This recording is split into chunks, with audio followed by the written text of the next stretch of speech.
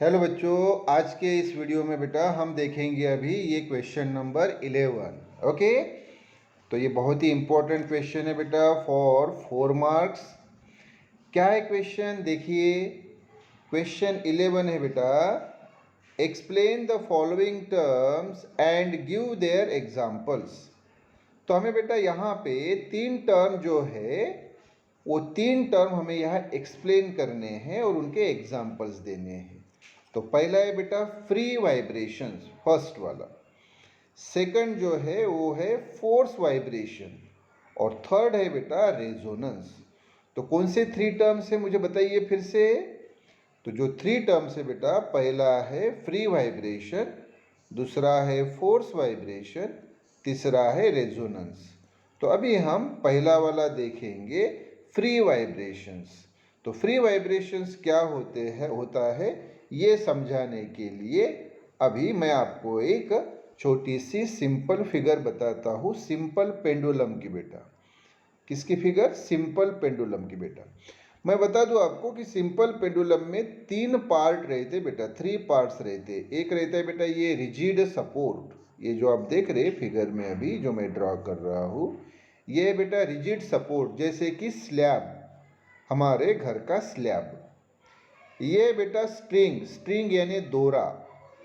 और ये बेटा स्मॉल मेटल स्पीयर, जिसको बॉब बोलते बेटा। क्या बोलते हैं इसको?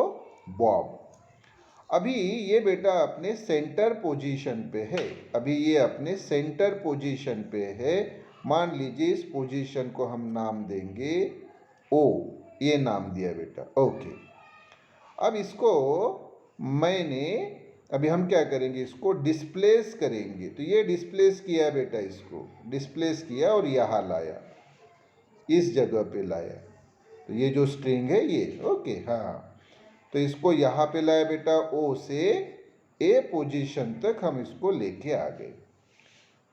तो ओ से ए तक हमने इसको डिस्प्लेस किया यानी सरकाया, एंड रिलीज यानी छोड़ दिया। शब्द ख्याल में रखिए बेटा, डिस्प्लेस एंड रिलीज। डिस्प्लेस करना यानी उसको एक जगह से दूसरे जगह लेके जाना, एंड रिलीज यानी यहाँ से छोड़ दिया। फिर तो छोड़ देने के बाद बेटा ये ए से ओ तक आएगा और इधर ओ से बेटा ये इधर बी तक आएगा। तो ये बी तक आया बेटा। ओके, ये स्ट्रिंग।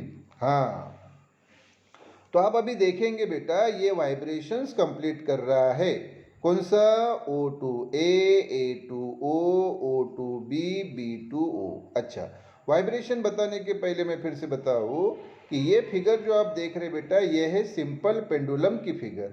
इसमें 3 मेन पार्ट होते हैं, अभी मैंने आपको बताया। कौन से 3 मेन पार्ट होते हैं बताइए?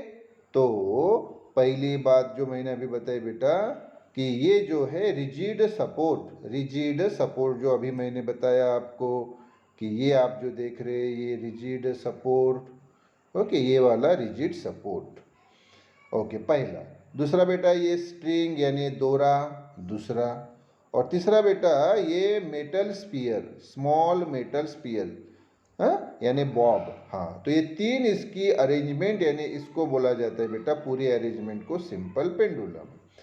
फिर अभी मैंने आपको बताया कि इस बॉब को हम ओ से ए तक लेके आए, मतलब ओ से ए तक इसको हमने डिस्प्लेस किया यानी सरकाया, और फिर हमने उसको रिलीज किया यानी छोड़ दिया। छोड़ दिया तो फिर ये ए से ओ तक आया और ओ से इधर बी तक गया, फिर ये वापस आएगा ओ तक, और इस प्रकार से वो वाइब्रेट होते रहेगा, वाइब्रेट होते रहेगा बेटा।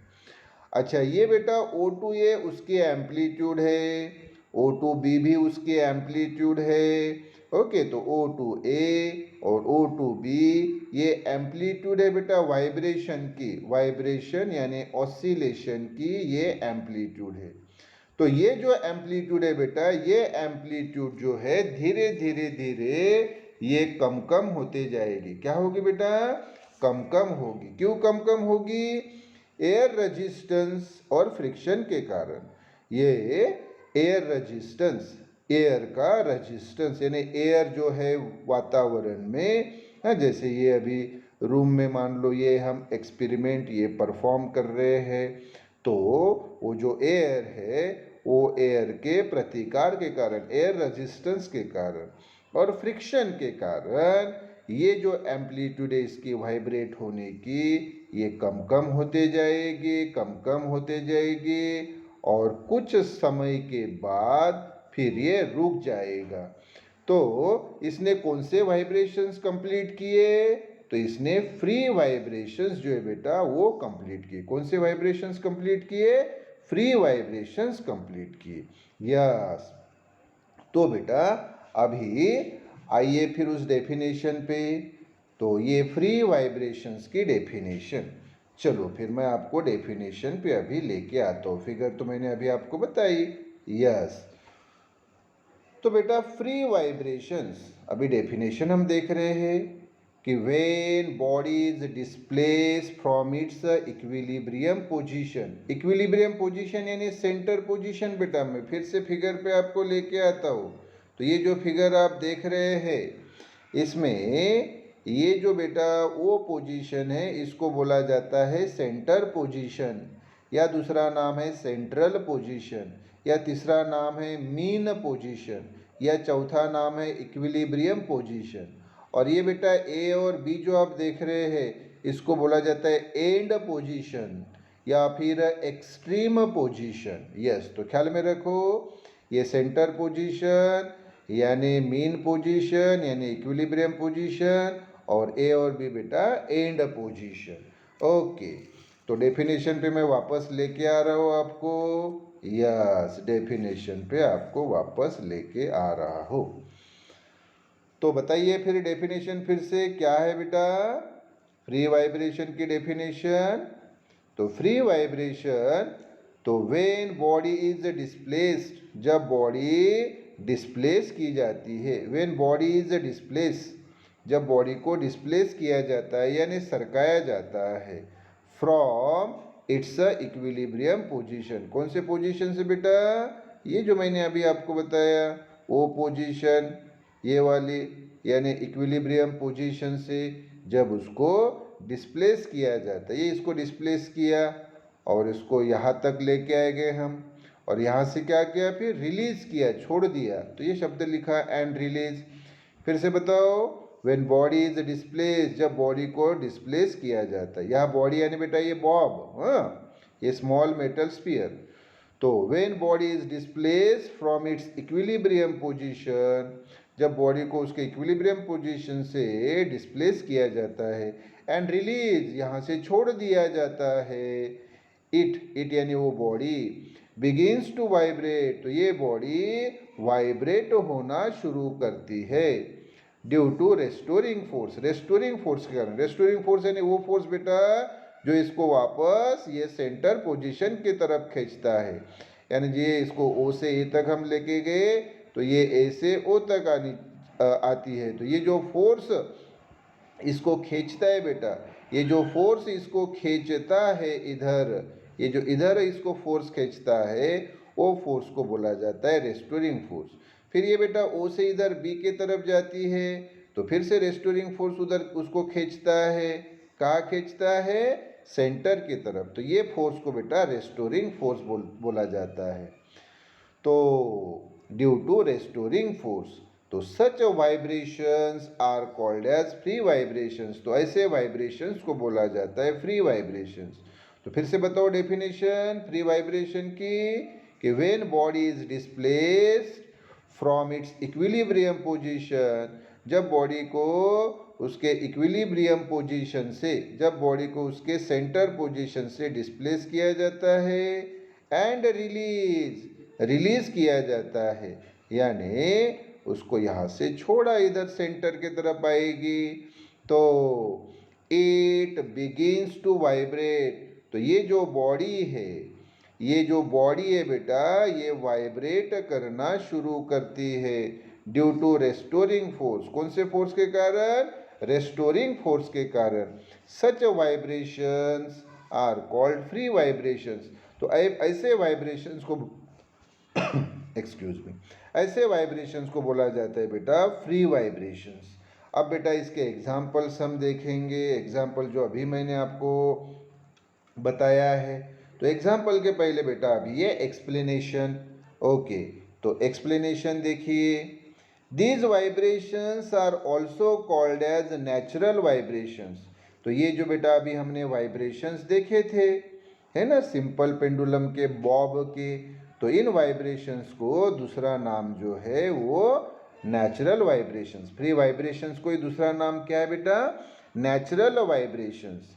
And the frequency of such vibrations is called as natural frequency of the body. और ये जो फ्रीक्वेंसी है बेटा इस वाइब्रेशन की, ये जो वाइब्रेशन, इस वाइब्रेशन की जो फ्रीक्वेंसी है, इस फ्रीक्वेंसी को बोला जाता है उस बॉडी की नेचुरल फ्रीक्वेंसी। क्या बोला जाता है बेटा? उस बॉडी की नेचुरल फ्रीक्वेंसी।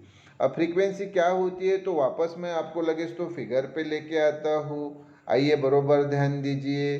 देखो बेटा, देखो, तो मैंने अभी आपको बेटा बताया है कि ये देखो, ये बॉडी ओ से ए तक गई, फिर ए से ओ से बी, बी से ओ।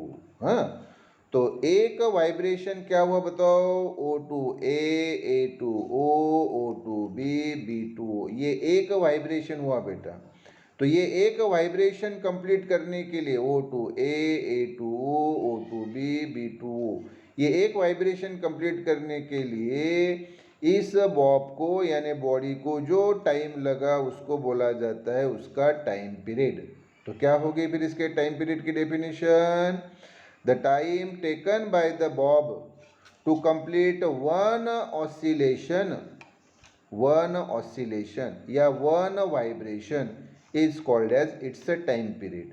और फिर फ्रीक्वेंसी यानी बेटा एक सेकंड में, कितने सेकंड में बेटा? एक सेकंड में ये बॉब यानी ये बॉडी जितने वाइब्रेशंस कंप्लीट करेगी। अब मान लो उदाहरण के लिए ये एक सेकंड में मान लो 10 वाइब्रेशंस कंप्लीट करती है, जैसे बताए ना अभी एक vibration O to A to O to B, B to O, ये एक वाइब्रेशन।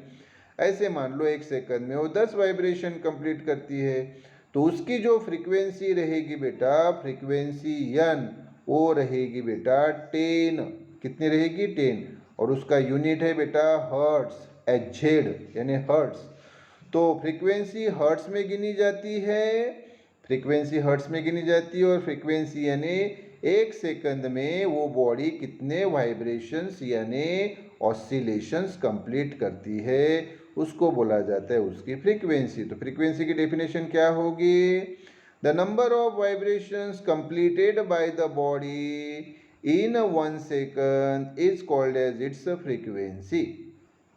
हाँ, तो ये जो बेटा यहाँ बॉब की जो फ्रीक्वेंसी है, इस फ्रीक्वेंसी को बोला जाता है, क्या बोला जाता है? अभी मैंने बताया। तो उस फ्रीक्वेंसी को बोला जाता है उस बॉडी की यानी बॉब की नेचुरल फ्रीक्वेंसी। क्या बोला जाता है? Natural frequency. तो फिर से बेटा मैं आपको यहाँ पे लेके आता हूँ एक्सप्लेनेशन पे। बताइए एक्सप्लेनेशन में फिर, दीज वाइब्रेशंस, ये जो फ्री वाइब्रेशंस है इनको are also called as natural vibrations. इनको क्या बोला जाता है बेटा? Natural vibrations. And the frequency of such vibration is called as natural frequency of the body. और इन नेचुरल वाइब्रेशन की जो फ्रीक्वेंसी है, हाँ, उसको क्या बोला जाएगा? नेचुरल फ्रीक्वेंसी उस बॉडी की। यह बॉडी कौन है? वो बॉब है, वो छोटा मेटल स्फीयर है। हाँ, दूसरा सामने का एक्सप्लेनेशन का पॉइंट बता तो बेटा, ये जो मैंने ऑलरेडी आपको बताया है कि the amplitude of free vibration goes on decreasing. Amplitude जो है बेटा वो कम कम होते जाती है। मैं फिगर पे आपको लेके आता हूँ। अभी तो बताया मैंने, क्या बताया?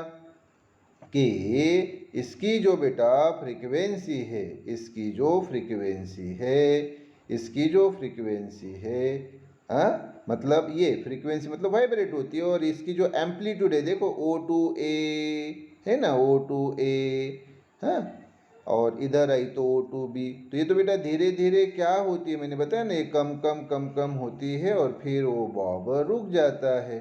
तो ये जो एम्पलीट्यूड है बेटा O2A या इधर O2B ये कम कम कम कम होती है, धीरे धीरे कम कम होते जाती है। तो वही बेटा दूसरा पॉइंट है। तो क्या है दूसरा पॉइंट बताओ? The amplitude of free vibration, ये जो फ्री वाइब्रेशन है इसकी amplitude goes on decreasing, decrease होते जाती है। क्यों डिक्रीज होती है? Due to friction and air resistance, friction के कारण और एयर रेजिस्टेंस के कारण। फ्रिक्शन किसके साथ होता है? एयर के साथ, हवा में वो घूम रही है ना, तो एयर के साथ फ्रिक्शन हो रही है और उस एयर का अपना रेजिस्टेंस यानी प्रतिकार क्षमता रहती है। वो एयर उस बॉब को रेजिस्ट करता है, प्रतिकार करता है। तो इसके कारण बेटा, किसके कारण? Due to friction and air resistance के कारण उस बॉडी की यानी बॉब की जो एम्पलीट्यूड है वो कम कम होते जाती है, goes on decreasing, and the body comes to rest after some time. हाँ, और कुछ समय के बाद वो बॉडी रेस्ट पोजीशन में आ जाती है। इट इज़ कॉल्ड डैम्पिंग, इसी को क्या बोला जाता है बेटा? डैम्पिंग बोला जाता है। तो डैम्पिंग यानी क्या? बॉडी की एम्पलीट्यूड धीरे धीरे कम कम होते जाना और बाद में वो बॉडी रुक जाना, जैसे कि अभी हो रहा है इस बॉब के साथ, क्योंकि उसकी एम्पलीट्यूड कम कम होते जा रही है और कुछ समय के बाद वो बॉब रुक जाता है। तो इस प्रोसेस को क्या बोलते बेटा? डैम्पिंग। अच्छा, फॉर एग्जाम्पल, एग्जाम्पल में देखो, एक तो एग्जाम्पल मैंने ऑलरेडी आपको बता दिया है तो वो लगेस्ट में पहले बता देता हूँ। दूसरा एग्जाम्पल कौन सा? ये ऑसिलेशंस ऑफ सिंपल पेंडुलम, यही तो फिगर ड्रॉ की थी, इसी की तो ड्रॉ की थी। कौन? Simple pendulum. उसके ऑसिलेशन, ऑसिलेशंस यानी बेटा वाइब्रेशन। हाँ, तो सिंपल पेंडुलम के जो वाइब्रेशंस है यानी सिंपल पेंडुलम के जो ऑसिलेशन है, हाँ, तो ये किसका एग्जाम्पल है? ये फ्री वाइब्रेशन का। और दूसरा एग्जाम्पल बेटा ये vibration of prongs of tuning fork, tuning fork के जो प्रॉन्ग्स होते हैं बेटा, ट्यूनिंग फोर्क, हाँ, ट्यूनिंग फोर्क एक डिवाइस है, इसके जो प्रॉन्ग्स होते हैं उसका जो वाइब्रेशन है वो वाइब्रेशन ये भी फ्री वाइब्रेशंस होते हैं। अच्छा, कैसे होते हैं मैं लगेज तो बता देता हूँ आपको, बरोबर ध्यान दीजिए कि भाई ट्यूनिंग फोर्क जो है वो कैसे रहता है। तो बरोबर ध्यान दीजिए ट्यूनिंग फोर्क कैसे रहता है। देखो बेटा, ट्यूनिंग फोर्क ये ऐसा रहता है, ये जो है बेटा ये है ट्यूनिंग फोर्क। ट्यूनिंग फोर्क ऐसा होता है, ये जो आप देख रहे हैं ये है बेटा उसका स्टेम यानी हैंडल, स्टेम। और ये जो है बेटा ये है उसके प्रॉन्ग्स, दो प्रॉन्ग्स होते हैं, ये एक प्रॉन्ग और ये दूसरा। अब ये स्टेम बेटा ऐसे हाथ में होल्ड करना होता है और एक रबर कॉर्क होता है बेटा, क्या होता है? Rubber cork. रबर कॉर्क के ऊपर दोनों में से किसी एक प्रॉन्ग को, ये देखो ऐसा हाथ में बेटा ये स्टेम पकड़ा और दोनों में से बेटा एक प्रॉन्ग उस रबर कॉर्क के ऊपर स्टक किया, ऐसा धीरे से मारा। धीरे से मारा तो क्या होगा बेटा? तो आप बोलेंगे सर धीरे से अगर मारा तो ये जो प्रॉन्ग्स है ये वाइब्रेट होंगे। हाँ बेटा, ये प्रॉन्ग्स ऐसे वाइब्रेट होते हैं, देखो बेटा ऐसे ये वाइब्रेट होते हैं, ऐसे वाइब्रेट होते हैं, ये देखो ऐसे वाइब्रेट होते हैं वो प्रॉन्ग्स, ये भी और ये दूसरा भी, ये क्या होते हैं बेटा? वाइब्रेट होते हैं। तो अगर मैं इनको अभी नाम दूँ, देखो तो ये बेटा उसकी सेंटर पोजीशन है ओ। कौन सी पोजीशन बेटा? सेंटर पोजीशन ओ है बेटा। और ये ओ से ये ए तक आया, तो ओ से ए से ओ और ओ से बी बेटा, तो ये वाइब्रेट हो रहा है, O to A to O to B to, ये ऐसे लगातार वाइब्रेट हो रहा है, O to A to O to B to. और ये भी बेटा वाइब्रेट होता है उसी प्रकार से, देखो O to A to O to B to, तो ये भी वैसा ही वाइब्रेट होते जा रहा है बेटा। तो दोनों प्रॉन्ग्स क्या हो रहे हैं? वाइब्रेट होते जा रहे हैं। ऐसे कुछ समय तक वो वाइब्रेट होते जाएंगे, उनकी जो ये एम्पलीट्यूड है O2A या O2B इसकी भी O2 या O2 भी ये कम कम होते जाएगी और कुछ समय के बाद, थोड़े समय के बाद ये रुक जाएंगे। तो ये प्रॉन्ग्स के, ट्यूनिंग फोर्क के ये जो प्रॉन्ग्स है, इनके ये जो वाइब्रेशंस हो रहे हैं, ये कौन से वाइब्रेशंस हुए बेटा? ये फ्री वाइब्रेशंस हुए। कौन से वाइब्रेशंस? Free vibrations. तो ये हुआ बेटा फ्री वाइब्रेशन। अब हम दूसरे इस पे आ रहे बेटा फोर्स वाइब्रेशन के ऊपर। किसके ऊपर बेटा? फोर्स वाइब्रेशन के ऊपर आ रहे हैं अभी। यस, तो फोर्स वाइब्रेशन किसे बोलते हैं, तो ये समझाने के लिए मैं पहले आपको एक फिगर बताता हूँ। देखो बेटा, ब्रिज होते हैं, आपको मालूम है ब्रिज होते हैं। ब्रिज यानी पुल, ये बेटा पुल है। ओके, ये ऐसा ये पुल है बेटा, ये पुल है ऐसा, इस प्रकार से ये पुल है। ओके ओके, यस, हाँ। अब ये ब्रिज के ऊपर से अगर मान लो हमने सोल्जर्स की एक पलटन अगर यहाँ से भेजी, ये सोल्जर्स बेटा, बहुत सारे सोल्जर्स जो है, सोल्जर्स आपको मालूम है ना, सैनिक। हाँ, तो ये बेटा अगर हमने ये सैनिक बेटा इस प्रकार से यहाँ बहुत सारे सैनिक, मान लो 100 या 200 सैनिक, सोल्जर्स जो है, अगर हमने उनको इस ब्रिज के ऊपर से भेजा, इस ब्रिज के ऊपर से भेजा, तो क्या होगा मुझे बताओ? अच्छा, आपको मालूम है सोल्जर्स बेटा मार्चिंग करते हैं। ये सोल्जर्स क्या करते हैं बेटा? ये जो सोल्जर्स है ये क्या करते हैं? मार्चिंग। मार्चिंग करना है ना बेटा, left right left right left right, है ना, वो लेफ्ट राइट करते हुए चलते हैं। हमारे समान तो नहीं चलते इधर उधर देखते हुए, वो लेफ्ट राइट करते हुए बहुत जोर से अपने पैर पटकते हैं, है ना, left right left right left right, इस प्रकार से। तो इतने जोर से वो जब पैर पटकते हैं, और इतने सारे सोल्जर्स अगर इनको ब्रिज के ऊपर से अगर भेजा, तो इनके पैर पटकने के वाइब्रेशंस के कारण, पैर पटक रहे इसलिए इनके वाइब्रेशंस तैयार होते हैं, और उन वाइब्रेशन की अपनी एक फ्रीक्वेंसी रहती है, हर वाइब्रेशन की अपनी फ्रीक्वेंसी रहती है। तो उन वाइब्रेशन के कारण क्या होता है बेटा, ये जो ब्रिज है, ये ब्रिज जो है, ये जो आप ब्रिज देख रहे हैं, ये भी वाइब्रेट होने लगता है। ये देखो बेटा, ये ऐसे वाइब्रेट होता है ब्रिज। ये जो ब्रिज जो है ये वाइब्रेट ऐसे हो रहा है, आप देख रहे हैं। तो ये ब्रिज जो है ये वाइब्रेट होता है, और ये उसकी एम्पलीट्यूड बेटा, ये यहाँ से चाहे अप जाओ या फिर ये नीचे, हाँ हाँ, तो ये अप, ये उसकी एम्पलीट्यूड बेटा मैक्सिमम, ये उसकी एम्पलीट्यूड है, ये भी एम्पलीट्यूड। तो ये जो आप ब्रिज देख रहे बेटा, ये जो ब्रिज देख रहे हैं, ये ब्रिज क्या होता है? वाइब्रेट होता है, वाइब्रेट होता है। हाँ, तो मुझे बताओ ब्रिज क्यों वाइब्रेट हुआ, या ब्रिज को वाइब्रेट करने के लिए कौन रिस्पॉन्सिबल है? तो आप बोलेंगे सर ये सोल्जर्स की मार्चिंग। सोल्जर्स जो जोर से लेफ्ट राइट करते हुए उस ब्रिज से जा रहे हैं, तो ये सोल्जर्स के वाइब्रेशंस ये रिस्पॉन्सिबल है, जवाबदार है ये ब्रिज को वाइब्रेट करने के लिए। यस, तो ऐसे वाइब्रेशंस को बोला जाता है बेटा फोर्स वाइब्रेशन। फोर्स यानी जबरदस्ती से किए गए वाइब्रेशंस, जबरदस्ती से किए गए वाइब्रेशंस।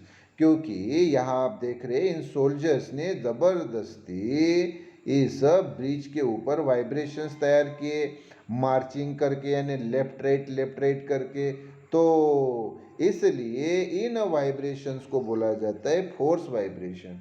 तो फिर डेफिनेशन क्या होगी बेटा? चलो आओ फिर डेफिनेशन पे। तो देखो, if a body is made to vibrate, अगर एखादे बॉडी को वाइब्रेट किया गया, या एखादी बॉडी कौन? ये ब्रिज बेटा, ये जो आप ब्रिज देख रहे हैं ये ब्रिज यानी वो बॉडी। तो if a body is made to vibrate, अगर एखादे बॉडी को वाइब्रेट किया गया, किसके द्वारा? By external periodic force. External periodic force यानी सादी भाषा में ये एक्सटर्नल फोर्स। अब यहाँ एक्सटर्नल फोर्स कौन है बेटा? ये सोल्जर्स की मार्चिंग, ये जो सोल्जर्स 100-200 सोल्जर्स मार्चिंग यानी लेफ्ट राइट कर रहे हैं, ये हो गया बेटा एक्सटर्नल फोर्स। तो इस एक्सटर्नल फोर्स के कारण ये बॉडी यानी ब्रिज को हमने वाइब्रेट किया। तो देखो फिर से फोर्स वाइब्रेशन की definition, if a body is made to vibrate, अगर एखादे बॉडी को जैसे ब्रिज को वाइब्रेट किया गया, किसके द्वारा? By external periodic force. जैसे ये सोल्जर्स की मार्चिंग, ये एक्सटर्नल पीरियोडिक फोर्स, इसके द्वारा। Having frequency different from natural frequency of the body. हाँ, यहाँ पे ये सोल्जर्स की मार्चिंग की जो फ्रीक्वेंसी है, सोल्जर्स की लेफ्ट राइट करने की जो फ्रीक्वेंसी है, वो डिफरेंट होनी चाहिए किससे? ब्रिज के वाइब्रेशन के फ्रीक्वेंसी से। यानी सोल्जर्स की मार्चिंग की frequency is different than the frequency of vibration of the bridge. हाँ, तो having frequency different from natural frequency of the body, यह बॉडी यानी वो ब्रिज, तो बॉडी के नेचुरल फ्रीक्वेंसी से वो सोल्जर्स की मार्चिंग की फ्रीक्वेंसी डिफरेंट होनी चाहिए। तो then the vibration of the body is called as force vibration. तो इस बॉडी में यानी इस ब्रिज में जो वाइब्रेशंस तैयार हुए उनको बोला जाता है फोर्स वाइब्रेशन, यानी ज़बरदस्ती तैयार किए गए वाइब्रेशंस।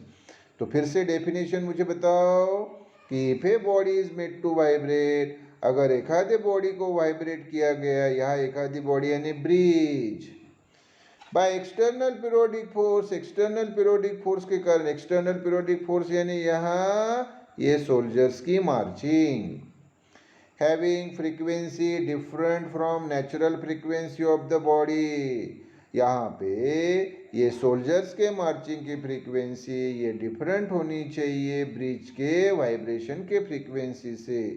तो then the vibration of the body is called as force vibration. तो ये बॉडी के अंदर यानी ब्रिज के अंदर जो वाइब्रेशंस तैयार हुए उन वाइब्रेशंस को बोला जाएगा फोर्स वाइब्रेशन। तो उस वाइब्रेशंस को बोला जाता है फोर्स वाइब्रेशन। तो सादी भाषा में क्या, अगर एक आधे बॉडी को वाइब्रेट किया गया एक्सटर्नल पीरियोडिक फोर्स से, जिस एक्सटर्नल पीरियोडिक फोर्स की फ्रीक्वेंसी ये डिफरेंट है उस बॉडी के नेचुरल फ्रीक्वेंसी से, बॉडी की नेचुरल फ्रीक्वेंसी यानी ब्रिज के नेचुरल फ्रीक्वेंसी से, तो the vibration of the body, body यानी वो ब्रिज जो है उसके वाइब्रेशंस को बोला जाता है फोर्स वाइब्रेशन। तो वो बॉडी के अंदर यानी ब्रिज के अंदर जो वाइब्रेशंस तैयार हुए उसको बोला जाता है फोर्स वाइब्रेशन।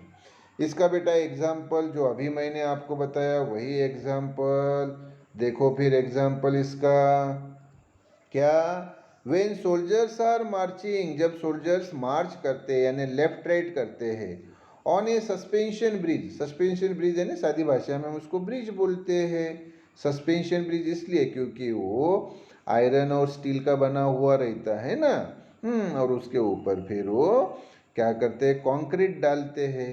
तो अंदर तो बेटा वो ढांचा है पूरा स्टील का, आयरन का, तो ऐसे ब्रिज को सस्पेंशन ब्रिज बोलते हैं, हम सादी भाषा में ब्रिज बोलते हैं, एक ही बात है।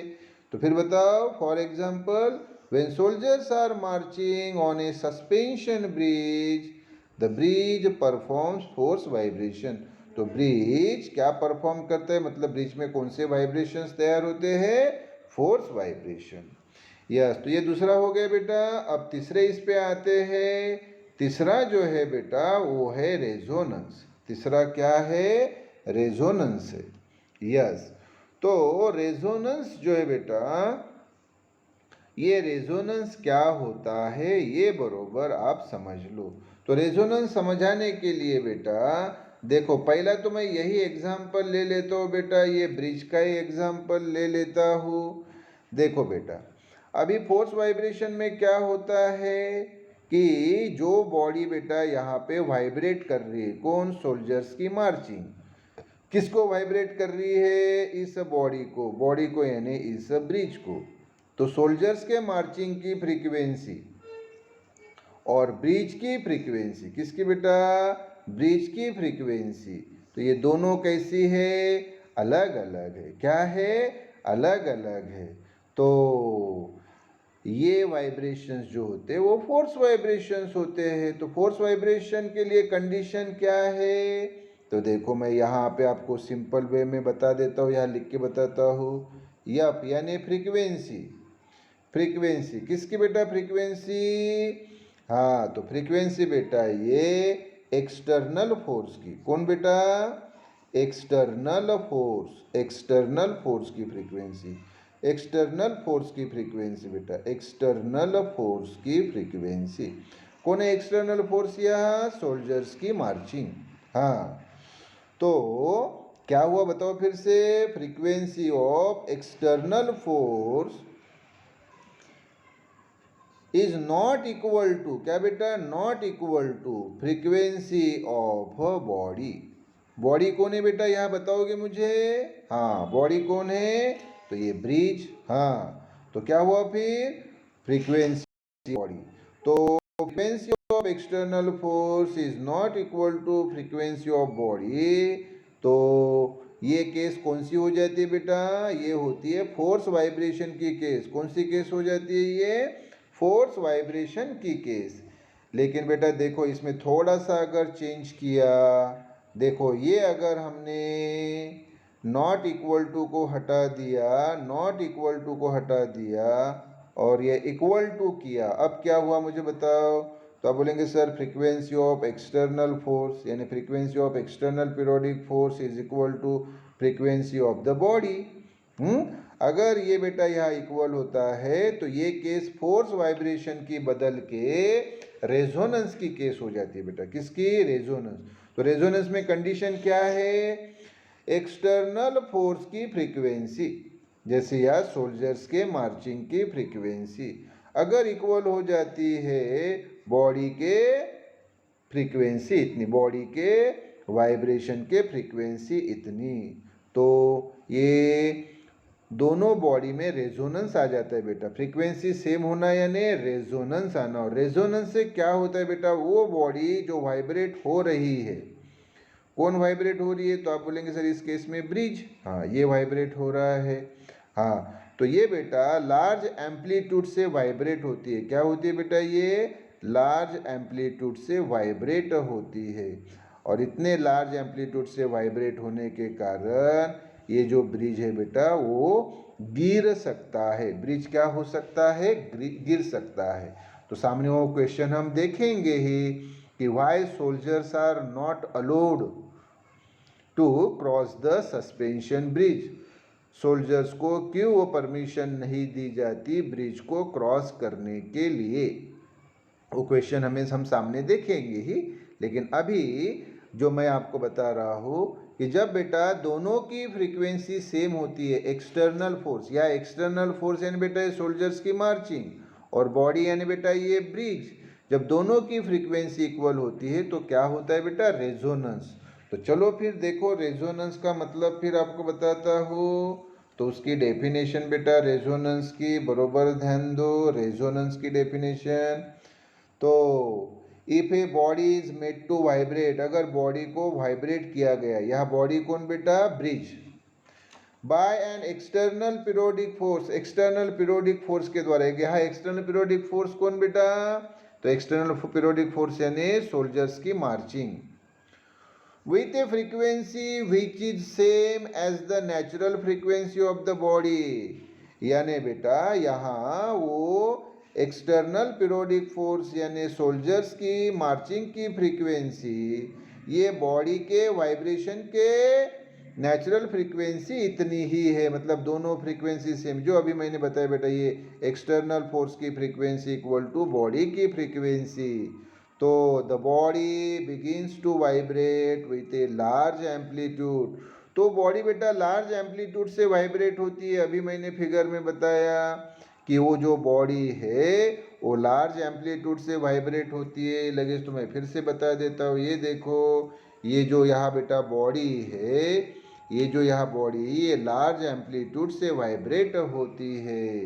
Yes, this is called resonance. तो इसको बोला जाता है बेटा रेजोनेंस। तो फिर से मुझे डेफिनेशन बताओ रेजोनेंस के कि if a body is made to vibrate, अगर एखादे बॉडी को वाइब्रेट किया गया जैसे कि ब्रिज को by an external periodic force, या एक्सटर्नल पीरियोडिक फोर्स यानी वो सोल्जर्स की marching with a frequency which is same as the natural frequency of the body, यानी यहाँ वो एक्सटर्नल फोर्स यानी सोल्जर्स की मार्चिंग इसकी फ्रीक्वेंसी और वो जो बॉडी है यानी वो जो ब्रिज है उसकी फ्रीक्वेंसी सेम, तो the body begins to vibrate, तो बॉडी यानी ब्रिज वाइब्रेट करता है विथ ए लार्ज एम्पलीट्यूड, बहुत लार्ज एम्पलीट्यूड से, और उसके कारण वो ब्रिज तो जो है वो गिर भी सकता है बेटा। तो इतने करोड़ों करोड़ों रुपए से बना हुआ ब्रिज गिरना चाहिए क्या? नहीं, इसलिए बेटा सोल्जर्स को मार्चिंग नहीं करने देते। सामने क्वेश्चन आएगा तो मैं बताऊंगा ही। ओके, तो ये जो प्रोसेस है बेटा, इस प्रोसेस को बोला जाता है रेजोनेंस। ओके, अब बेटा इसका एक्सप्लेनेशन जो है, तो एक्सप्लेनेशन देखो, पहला पॉइंट एक्सप्लेनेशन का, तो एट रेजोनेंस, रेजोनेंस में या रेजोनेंस के वक्त the amplitude of vibration is maximum. हाँ, वाइब्रेशन की एम्पलीट्यूड मैक्सिमम होती है, अभी मैंने 2-3 बार बताया। दूसरा बेटा, at resonance maximum energy is transferred from vibrating body, vibrating body यानी जो वाइब्रेट कर रही है, जैसे कि कौन? सोल्जर्स की मार्चिंग। हाँ, तो वो मैक्सिमम एनर्जी ट्रांसफर करती है किसे? टू अनदर बॉडी, उस दूसरे बॉडी को, विच जो वाइब्रेट हो रही है, विच वाइब्रेट, सामने हम देखेंगे उधर विच वाइब्रेट। तो फिर से बता दो, एट रेजोनेंस, रेजोनेंस पे maximum energy transferred, maximum energy transfer की जाती है, कहाँ से कहा? फ्रॉम वाइब्रेटिंग बॉडी यानी जो वाइब्रेट कर रही है, जैसे कि सोल्जर्स की मार्चिंग है ना, वहां से to another body which vibrates, वो बॉडी जो वाइब्रेट हो रही है, कौन? ब्रिज। तो किधर से किधर एनर्जी ट्रांसफर हो रही है?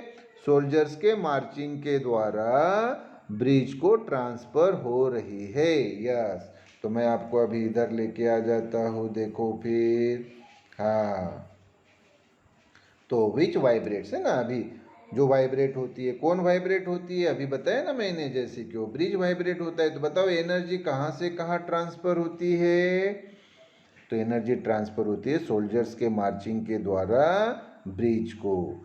अच्छा, इसका एग्जाम्पल हमें देखना है, तो एग्जाम्पल तो अभी मैंने बताया सोल्जर्स की मार्चिंग, लेकिन कंडीशन कौन सी है कि यहाँ दोनों की फ्रीक्वेंसी सेम होनी चाहिए, जो अभी मैंने फार्मूला वाला लिख के बताया था ना। क्या बताया था बेटा?